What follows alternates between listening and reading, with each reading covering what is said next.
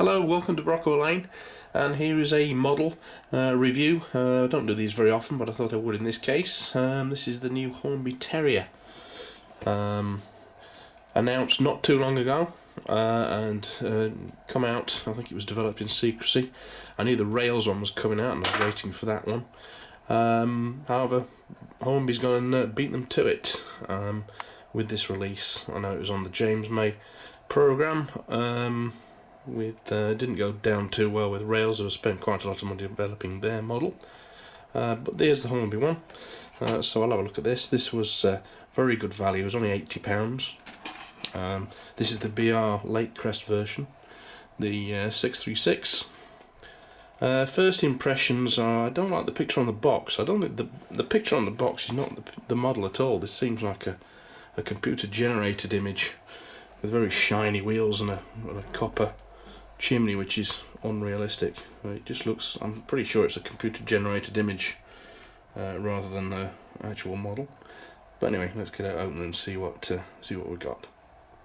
Quick look at the back side of the box. There's a little bit of history on the Terriers there, although it's not there's a hell of a backstory to the Terriers, and if you want to find out more about them, I'd recommend a book, because even Wikipedia doesn't go into too much detail. There's a hell of a story to these locomotives, as they are very, very old. To cover removed, we've got the usual packaging as Hornby and Bachmann and the light go for, which is the ice cube packaging. So the first thing we notice is there's not many things to fit on the locomotive. There's only a few little pipes there for the end. In fact, there isn't even any 3-link couplings in there, which is a bit of a shame. Not that I'll be using them. I will be using my usual KDs, but it would have been nice to see them. It's quite unusual not to. So here we are out of the box. Looks pretty good. It's smaller than I remember. It's possibly smaller than the old version, which was quite incorrect. It comes with, this is a DCC ready version, by the way. You can be fitted with DCC, and there is a dedicated version coming out later on with the same running number, which Hornby's put a chip in it for you, but this one is one where you fit yourself.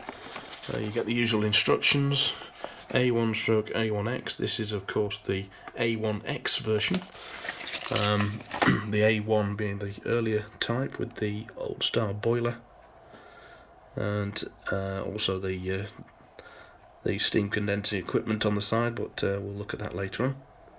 So it looks pretty good. The first thing I notice is it doesn't look anything like, well, it does look like the box, but you notice the wheels look remarkably different, and there's no copper cap on the chimney like there is on the box, which is correct actually, so I didn't want to see that on this particular version. It's a nice looking model.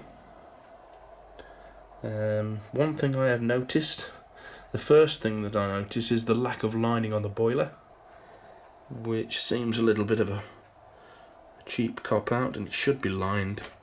It should be lined around there and also on the top, so I'm going to have to do that myself, I think. I don't know why they skimped on that. They did it with the K1 as well, I noticed, on the cylinders, so that's a bit annoying. But it looks pretty good. It looks the right shape.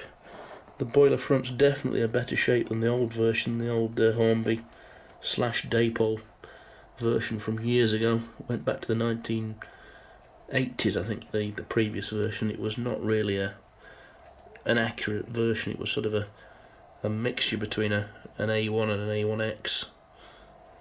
Now this is, I think this is Fenchurch, was originally named 636, and it's unique among these Terriers as not having the extensions to the bunker. Now they do another one which has got an early crest, and I believe that has got the extension, as has the southern one correctly, so I like that. We look inside the cab. It's fairly detailed. It's not as detailed as some have been previously, and the glass in the windows is a little bit thicker on the inside, as other people have noted. Not too much of a problem, because I intend to put crew in there, which will hide that a little bit.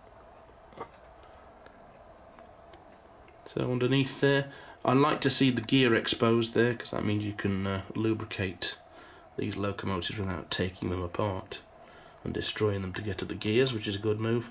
It's got NEM pockets, of course, and tension lock couplers, which seem to sprout out a long way from the end of the body, but say I usually put KDs on things anyway. So not bad. I'm annoyed by the lack of lining though on those boiler bands. Means I'd probably have to buy some lining and do it myself, or weather it so you can't tell, one or the other. So let's see what it runs like. Wrong way.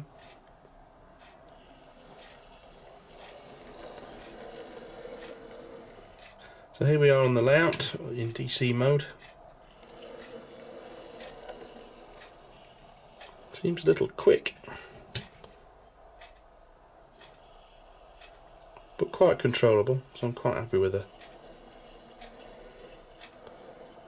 the performance there. That's not bad at all. Straight out of the box, of course, not running. Very quiet, very smooth. Yep, I like that. That's good.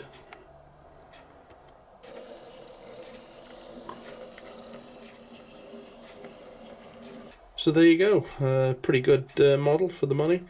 A massive improvement on the old one. However, how it compares to the Rails one, we'll wait and see.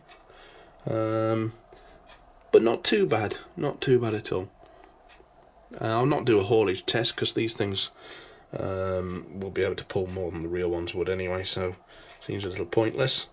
Anything more than a couple of coaches. They were OP classification by BR anyway, and I'm sure that'll pull more than the real ones ever would. So this is really what it's up against. This is the Rails one, pre-production sample on their website.